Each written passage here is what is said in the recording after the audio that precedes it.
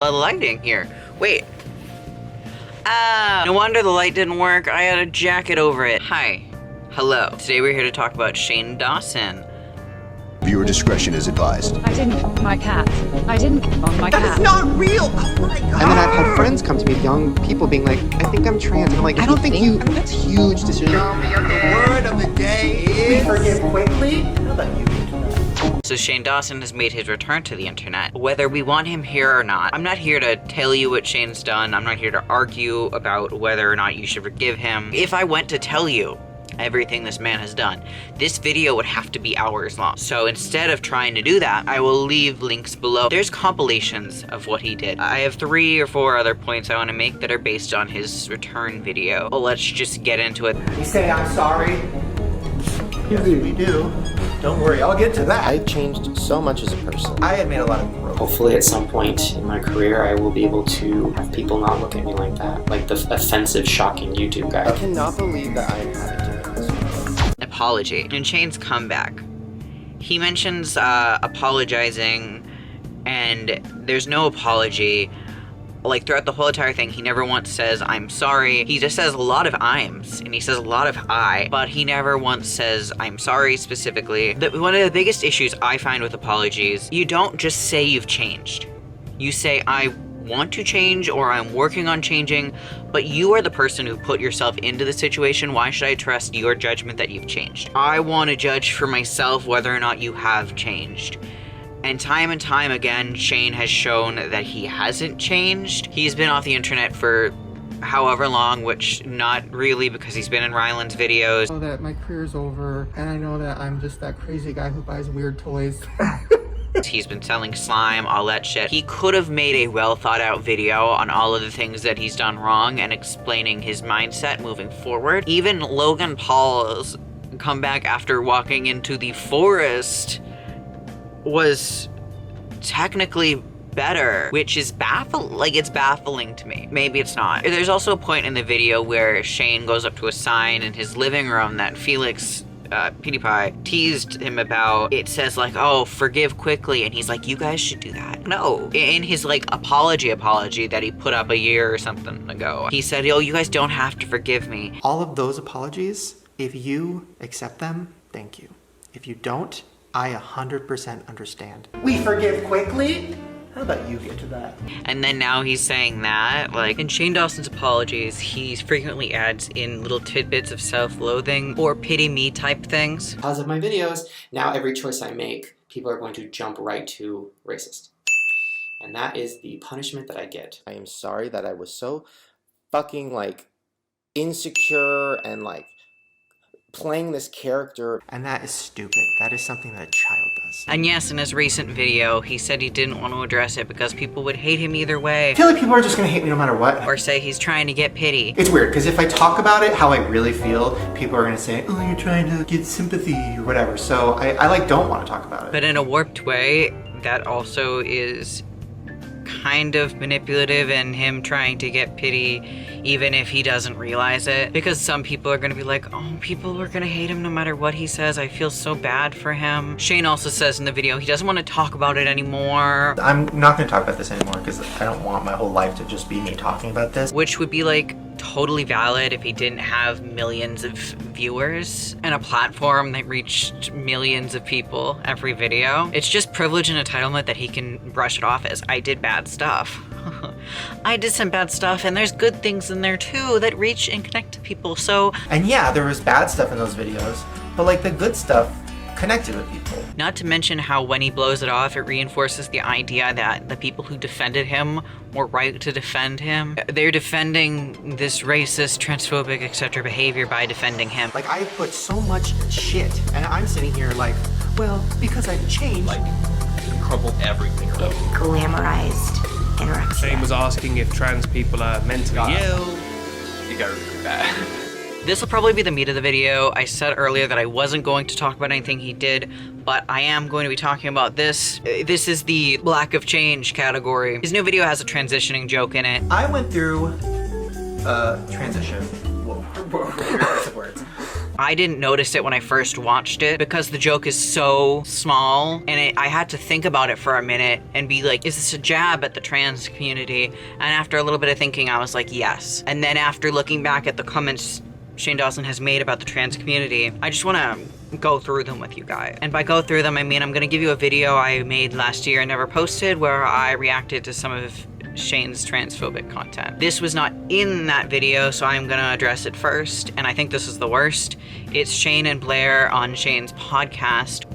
I'm just gonna play it. There's people who call themselves non-binary, which is people who don't think they're either or, which is like, I'll let you figure that out, but you're not a third gender just because you don't know what you are. Right. Interesting that some of these trans people online are so offended by everything, which makes me think like, what? Like you said, you've been through so much. Like you're not offended by somebody accidentally calling you him. Who gives a fuck? Literally, who cares? Is it a mental illness? Because technically that might be what it is. But then some people are like, well, is being gay mental illness? I'm like, maybe. I don't fucking know. Like, but it is something where I'm like, oh, is this just like their way of dealing with their issues is like putting labels, which I guess that's fine. And then I've had friends come to me being like, young people being like, I think I'm trans. And I'm like, I don't think you, yeah, I'm like, that's a huge decision. And also I feel like you think about it your whole life. I don't think it's something that pops in your head at 18. You know what I'm saying? Oh yes, this is good. I'm hooking you up with Trixie. She's a transsexual who just got out a 3-year sentence in prison for murdering her baby. Please tell me there's a part 2 to this surprise. You're living with her for the weekend. She's gonna show you the ropes of how it is to be a real transsexual. I don't know about this. Can't I just like read a book on transsexuals? Gotta go. I had to be an actor. Now I gotta go live with a chick with a dick.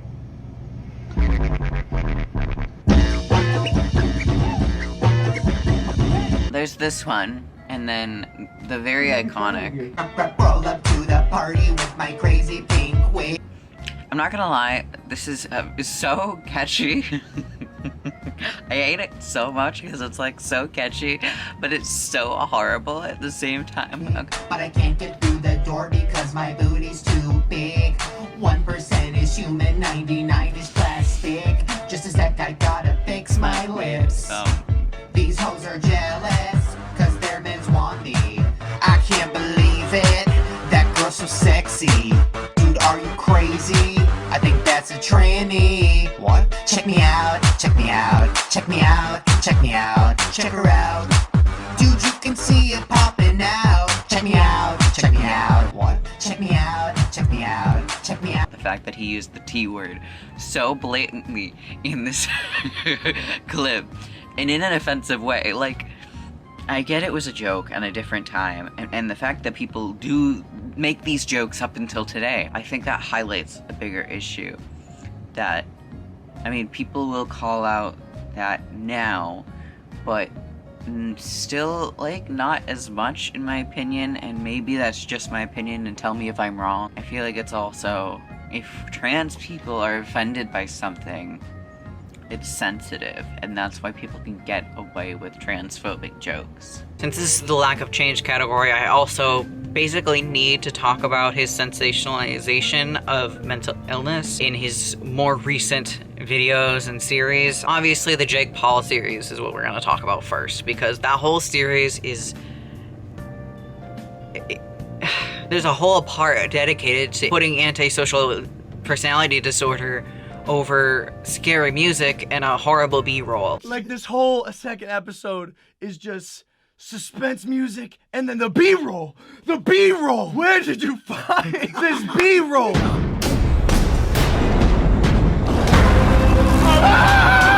What the fuck is that? Looking back at this video today, Logan Paul has made some really great points here. He's right, like, where did Shane find this fucking B-roll? Not to shit on Andrew, I really think it was Shane who is there like, ooh, this roller coaster with the click is so scary, we're gonna put that right there. Also, let's not forget him diagnosing someone as a sociopath. I shouldn't be like doing a series with a possible sociopath. And him and Katie Morton continuously calling the disorder gross and all that stuff. Isn't that creepy? It's so creepy. It's like, we're gonna take a shower after this. Yeah. You can feel them. I don't know if you can really spot them. I'm feeling sick. It's really gross. And it's just creepy. And the thing I think is hard for for people who don't have this to understand is like it's hard for us to view life without emotion or without caring. That's hence the, like, ugh, that feeling. Like, ugh. Is that a mental disorder? What is it?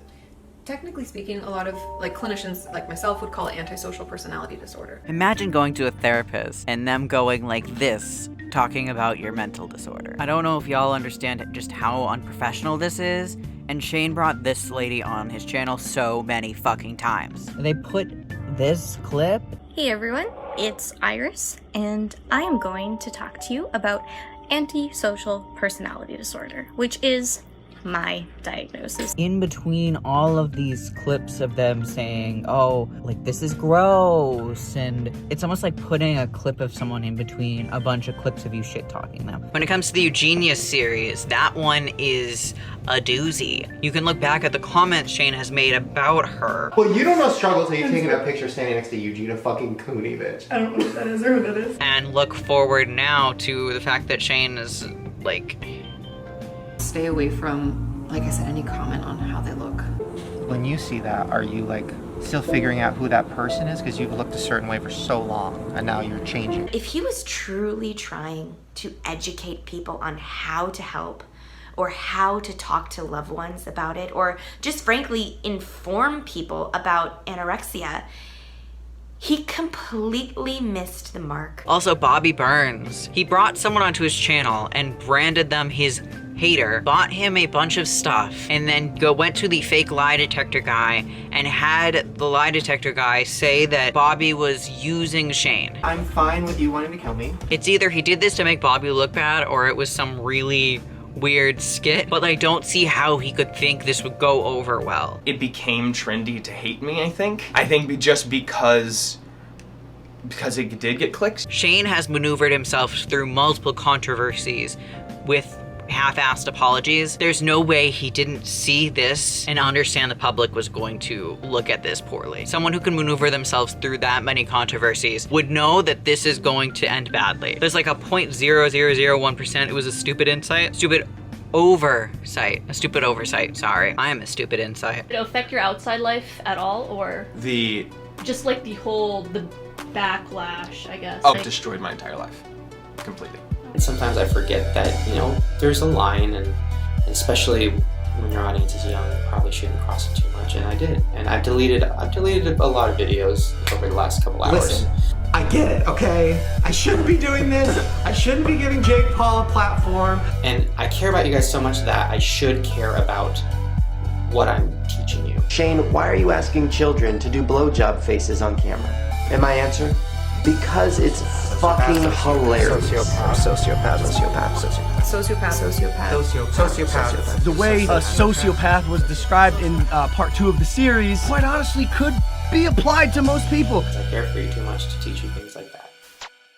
I feel like people misunderstand deplatforming. When you want to deplatform someone, or when you think someone should be deplatformed, it doesn't mean you hate them. It doesn't mean you think that they can't change as a person or be better. It means you don't think they should be influencing a huge group of people. I think if anyone, Shane should not be influencing a lot of people with the multitude of videos resurfacing of him and the lack of self-awareness he possesses. And Shane has so many stories of him acting inappropriately with fans. He thought it was a good idea to pose sexually with every single kid at the meet and greet. I was like itching myself and I'm not wearing any pants. He mentioned himself in one of his apologies that he knew he influenced his fans and that he needed to act appropriately. He referred to his use of blackface. What I'm teaching you is that it's okay to paint yourself black because, well, it's just funny to play a character. Like, if I'm teaching you that, it's wrong. People have started to talk about how his over-sexualization of children and his sexual content in general have led to people normalizing those behaviors and obviously he's not going to address that, but... The content that he was creating and marketing it towards children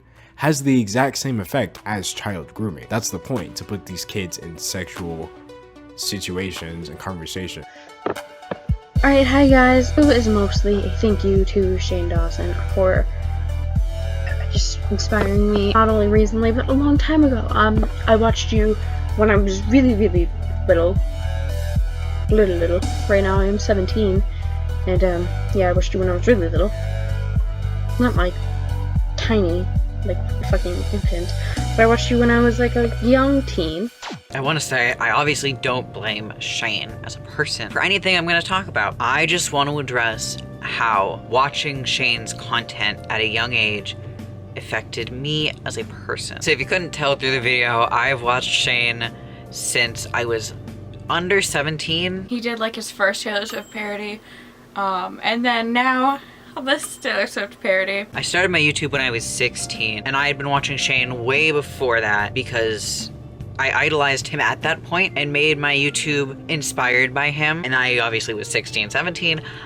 There's a video of me blowing a lightsaber. There's videos of me talking about cum. I feel like because of the content I was introduced to, like orgy time, show me your blowjob face, show me your crotch, I didn't understand the seriousness of sexual actions, and I didn't know the social, I didn't understand how other people viewed these actions. First off, I was easily taken advantage of. A few times, I got sexually harassed a couple times. I didn't realize that until way later in life that these things were harassment. I did something that I don't particularly want to talk about, and I got bullied from the entire school so badly that I had to go to inpatient, and I got my phone taken away because so many texts were being sent to me calling me a stripper and a whore. I'm not blaming this on Shane. The thing is, this is the consequence of a YouTuber not understanding the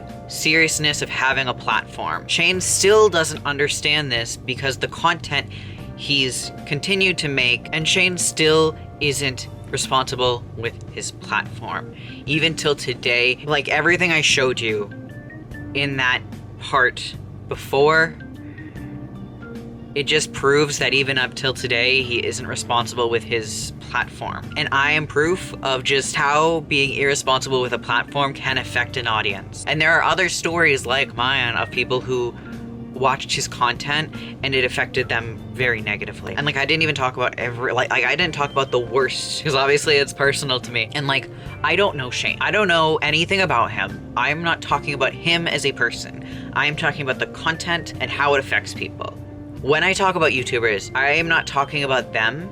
I'm talking about what they do, their actions, and how it affects people. Shane said in his old apology that he should lose everything for what he did. I should lose everything for that. And he's saying in his new video that he can be content offline. I'm happy sitting in this weird dark living room with him, you know, watching candle reviews. Like, that makes me happy. I don't need to be on YouTube all the time. Maybe he should do that for a while. I honestly don't believe many YouTubers should be deplatformed. It takes a lot for me to believe a YouTuber should be fully deplatformed. There are some YouTubers who I do believe should have age restrictions on their content because it can be harmful to certain communities, but fully deplatformed, I feel like it needs to be someone who's done harmful things and continued to do them over the years and over the years, and that is something Shane Dawson has done. It seems like something that is irredeemable, or I don't know the right word, but it's something that I shouldn't even be able to get out of. To the people who are still upset and don't want me to be around, and I understand. And this is, I'm not going to talk about this anymore because I don't want my whole life to just be me talking about this, which is why I haven't talked about it in the last year and a half. I wasn't ready to, but also I don't want that to just be the thing I'm constantly bringing up. But now, as Philip DeFranco says, I pass the question off to you. How far is too far when it comes to creators? Let me know in the comments below. And now, after the longest video I've made in a very long time, and the most produced video I've made, and the most personal video I've ever made, I will see you next time. Goodbye.